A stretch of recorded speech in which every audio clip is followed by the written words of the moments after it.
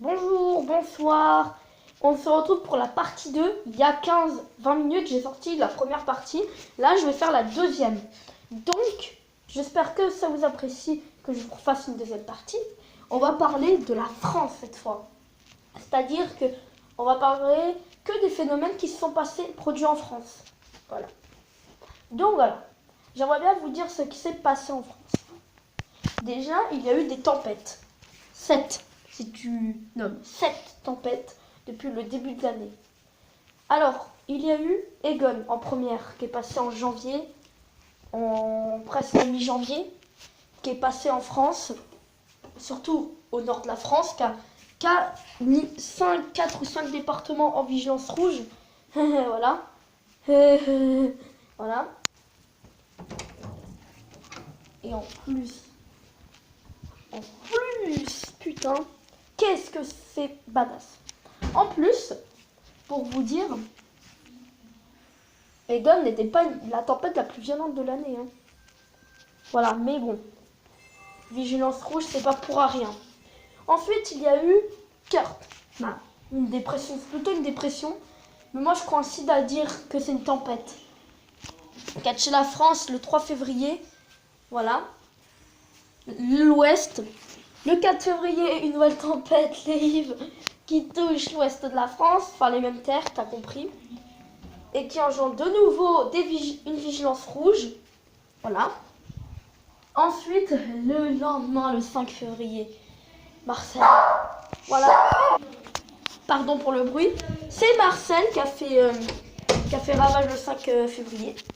Ensuite, le mois prochain, en mars, nouvelle tempête qui s'appelle Zeus, qui passe de la Bretagne en allant jusqu'à la Méditerranée, sans trop s'affaiblir sur les terres, évidemment.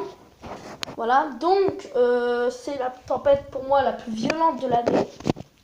Et je pense qu'on s'en souviendra. Mais ce n'est pas une tempête exceptionnelle comme l'a été par exemple l'Otaré-Martin 99. Mais il y en a qui sont cons et la font référence. Ensuite, on a eu Anna qui est passée en décembre. On en a même parlé. Et ensuite, on a eu Bruno qui est passé cette semaine. Voilà. Évidemment, cette semaine, je vais vous en parler évidemment, mais pas aujourd'hui. Je vais vous en parler dans le prochain épisode météo. Bon, il y a eu des canicules. Il y en a eu une exceptionnelle et les deux autres pas trop non plus. Si, à part une. Alors la première canicule fut exceptionnelle puisque c'est une canicule précoce. Ouais. La canicule de juin qu'on aimerait tous oublier. Ouais. C'est vrai que ça fait chier quand il fait 36 degrés. Ouais, c'est énervant quand même. T'as l'impression de cuire dans un four à thermostat 7. Voilà. Ensuite, il y a eu une nouvelle canicule dans le sud-est qui a fait référence pendant une semaine. Qui a fait référence pendant 4 jours. Alors, c'est pas la canicule la plus exceptionnelle, mais c'est la canicule la plus intense. Parce que la canicule, on a eu des températures à 43 degrés en Corse. On est à 1,1 du record, enfin du record national de France, qui est de 44,1 degrés. Voilà. Et il y a eu une canicule chiante en la fin du mois d'août.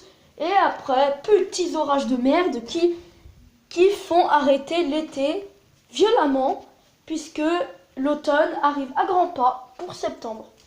Il y a eu des épisodes méditerranéens, il y en a eu 2. Il y a eu un grand froid en janvier, je pense qu'on s'en souviendra, mais c'est pas. Mais il faut aller en 85, qui est le grand froid le plus violent. Moi, je vais vous laisser, évidemment, je vous laisse. Allez, je vous laisse tout le temps en même temps. Mais j'ai des choses à faire. Moi, je vais sortir la partie 2. Je vais vous faire la partie 3, je pense, dans quelques heures. Et il y aura la partie 4, normalement, ce soir, comme prévu. Alors, évidemment, je vous dis au revoir. Et bonne tempête à tous!